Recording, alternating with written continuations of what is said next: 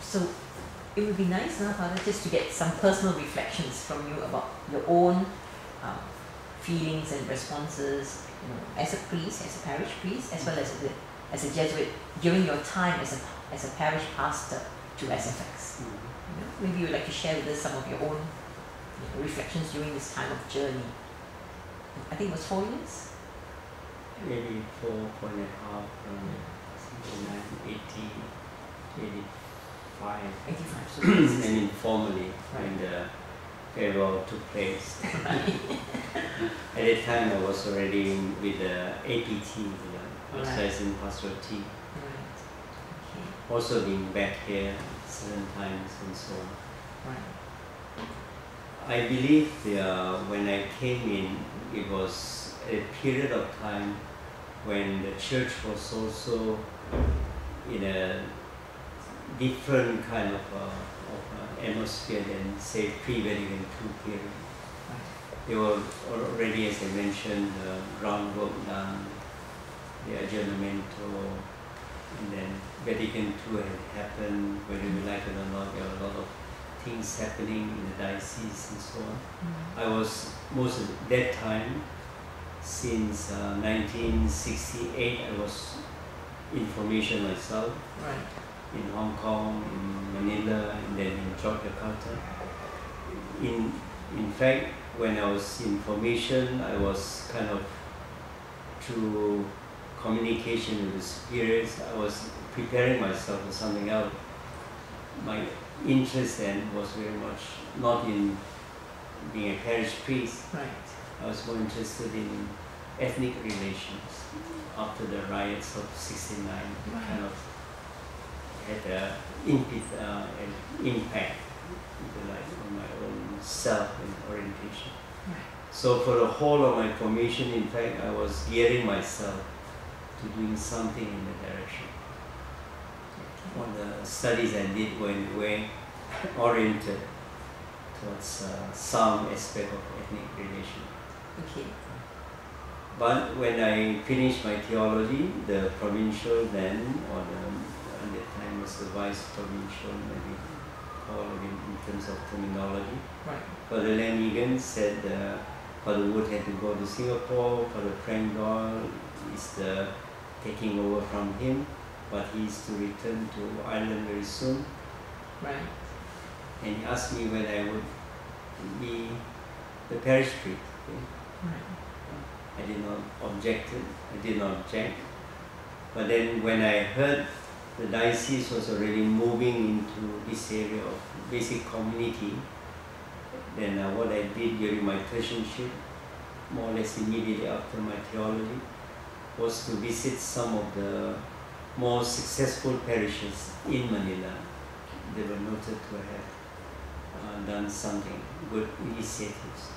I visited 2 or 3. One was run by a young priest then, Father Ben Williotti. He had a very non-conventional way of running a parish. But he was well acclaimed to be a very creative person in that area. So I visited his parish, talked to him. The other one was Christ the King parish. And then one of the fellow Jesuits was very much involved in this in Mindanao, Father Sumpaiko, Ben Sumpaiko. So from all these experiences, exposure, we say today, immersion into what were successful efforts done in Manila, I kind of came back with that background and started moving into this. So I think one of the things that I found then was that as I mentioned, we are in a period of transition, no longer in that very strict pre-Vatican idea of being a parish. So a lot of renewal had already been started. The neighborhood groups, the redemptories, and then renewal movements were coming up. Like charismatic renewal. There are leaders from here, like Willie Masang, and in the parish, in the neighborhood. There's the teacher from LaSalle who's very much kind of preparing the students in that area. Right. Okay. And then other renewal movements like Marriage Encounter was already being introduced. Right. The first Marriage Encounter weekend was held here in fact, Xavier Hall. Right. And very soon, all the affiliated programs like Choice, for example, Steve Subramaniam started the first Choice weekend, Right. second one, using the basement of the parish and Cadet High School. Right. And then we very soon also introduced evenings for the engaged, which up to today I think is still a very helpful program Right. to prepare pre-marriage couples. So these are two, and the third one of course is this whole thing about parish renewal as a movement, and different ways of doing it in the Philippines, in Latin America, by the NBW. Finally we opted to adopt the NBW model. Right. Okay. So with all these movements going on, prayer groups more or less like growing, mushrooming in the homes and so on. A lot of lay people were in a way then undergoing, if you want, personal renewal. Right. So if you like, the time was a good time, right? Right also. Right. So the price was right. So people then gave up their time, they were very generous, they were docile to renewal. Hence, when I came in after the NBW workshop and did this workshop with the parish leader, practically all of them went to Port Dickson. We did it in Port Dickson. Right. And subsequently then, as things arise, there were formation for this group and that group, ministerial group. So I remember a lot of the time during my term as my pastor was spent in formation. Right. Practically every month there would be a weekend formation, a some group. I was lucky in the sense that with the Jesuit community here, I could go away for a weekend. Right. And other priests here like Steve Subramaniam and others at different points in time, Paul Tan and instead of Jeff Murphy, Joe Q and people like that. Okay. They could chip in then, fill up while I was away. Whether I was forming the neighborhood leaders or the coordinators of the neighborhoods or the ministerial groups like the youth leaders or those doing Bible sharing, then that became possible. There was also the time when a lot of people not belonging to the parish, they come here, they say this is a parish with people with a lot of talents, you say, in whatever field. There are people in the commercial field, in managerial skills, in the performing arts, in music and so on. So it was a matter of tapping their resources and they were forthcoming in contributing, in doing their part. And I believe that was a great blessing, not only for myself but for the whole parish and for the growth of the parish as a whole. Without their involvement, their participation, their being co-responsible, so a lot of these things will not have, I think, happen so smoothly or with that benefit for people, for the people at large. So as a result, one of the other things that was highlighted was what I call then the Living the Sunday Word program, LSW. So what I did there was that every Monday down there, the core, as it was called, the Canisius Office of Religious Education. It was kind of a resource room for for a lot of things we got for catechesis, liturgy, music, especially of audio visuals, of resource materials and so on.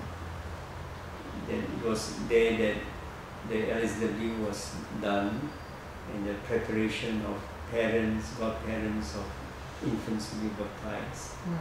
So for all these initiatives, if you like, slowly more lay people became kind of prepared for different things.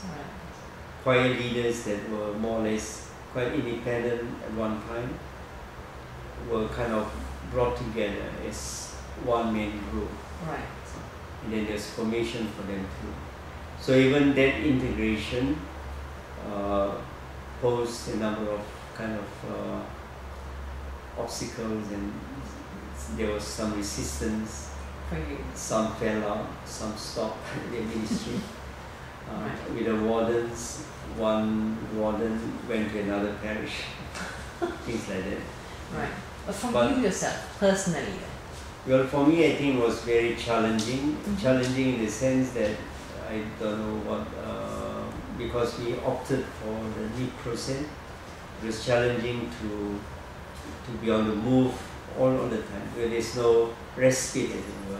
I talk about the monthly event. Yes. So every month there is the preparation for that event.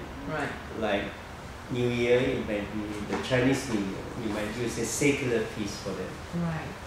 So what do we do then? We have to prepare in December, November. What do we do during the Chinese New Year to use it as a monthly event? And then after the event had taken place, in the parish coordinating council meeting, we would then review this. I did not mention this point before, but I think this process of ongoing action and review is a very important process in the years that I've been here. So a lot of the time during the council meeting was spent to review the previous month's monthly event. What did we do well? What did we do wrong? What are the things that we can highlight to bring people more together?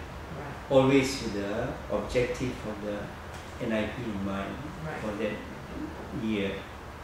So I think that very intentional, very focused orientation was very important as I look back on how then we could move from one event to another, to an ongoing process of what today is celebrated as a pastoral spiral. It's adopted now by the whole federation in Asia, pastoral spiral. What it involves is immersion, exposure to realities, to life, and then that's the action, if you like. And then after the action, you then review, analyze what had been done. Then you reflect on it based on church principles, the scripture, or in this case, the NIP principles and so on. And then you then move on to ongoing pastoral planning. So in following this every month, so as it were, in reviewing the parish events, we somehow then got into the rhythm of the pastoral spiral. So in a sense, from your point of view, what were the preparation that you yourself sort of would have to go through for these monthly events as you worked with the lay leaders? Well, I mentioned the MBW kind of workshop and so on, and then that would be at the beginning. But on a month-to-month basis, after all the initial, exposure that you had and preparation, this was like as the years went by. What would be your own process of actually sort of helping yourself, including the leaders as well, more yourself, I think, for this new sort of literally life-changing experience for the parishioners. Now I don't know whether this is the factor, but because of my initial interest, as I mentioned, since the novitiate day, to move into a secular, holistic area. like ethnic relation, nothing to do with church renewal kind of thing. It's working more in the secular world, world about what was then highlighted as race relation, or Malaysia, I think more correctly, ethnic relations. That's why when I was studying philosophy, I already had a basic degree from Adelaide. I did sociology. I did a master's in sociology while doing my philosophy. And maybe that preparation, I think, not towards parish renewal, but towards ethnic relations, might have instilled certain ideas about the importance of the context. And I didn't kind of highlight this, but I think the context, I strongly believe, is a very important starting point. And that's why I was mentioning that the MBW process, while it's very well thought through, very well reflected upon and developed, they give you the leeway that every parish is unique. So you cannot just copy the one that is done in Italy. And when I went there one time, I visited a parish that was implementing the same process. I'll come back to this point later. But they insisted that there is no kind of carbon copy, you just replicate. That is being done somewhere, so in this parish you just do it as they did it. So every parish have to do what is called the parish analysis and diagnosis every few years. So this parish did it too in early 80s with the help of Brother Andre Lavelle and so on. So what we did there was, the first part of the analysis is not the parish itself, but the environment. Where what is Pitalinjaya like? What are the socio-economic, social-religious, social-cultural, and so on factors that are there that might need to be highlighted? What is the demography like? What are the institutions around? And how might this have an impact afterwards in the life of the parish? Before we even look at the parish. So that is the first part of the analysis. Then you analyze the parish at the different levels, looking at the level of the whole people of God. They would include non-Christians in the area. So this why now in some countries they talk about the basic human community. We should be building not just an ecclesial community, but a human community. Incorporating, it's a bigger understanding, or a larger, more encompassing understanding of what it means to have a human communion. And that's a very Christian idea in a way. Especially tomorrow being Epiphany, it is a very kind of appropriate idea. That the people of God is even broader than the people of Israel, in that sense, broader than the new people of Israel of God, meaning the baptized members. So the church, in that loose sense, can be the broader idea. And I think this is an important point maybe afterwards when we look at whether you were talking about the Jesuit influence and all that. But going back to the context idea of the importance of the context, I think that is a very important, significant starting point in all our not just parish ministry, but all our ministry. That we, in a way then, in one meeting I remember people were even saying, the context determines the path of our mission. So it's a very, very strong worded statement, but I believe in it. I think if we do that, then there is no arrival. See, because the context is ever changing. So we have to then keep on trying to understand it and see what are the things that can help us, what are the things that we need to be alerted to, to counter what might be detrimental.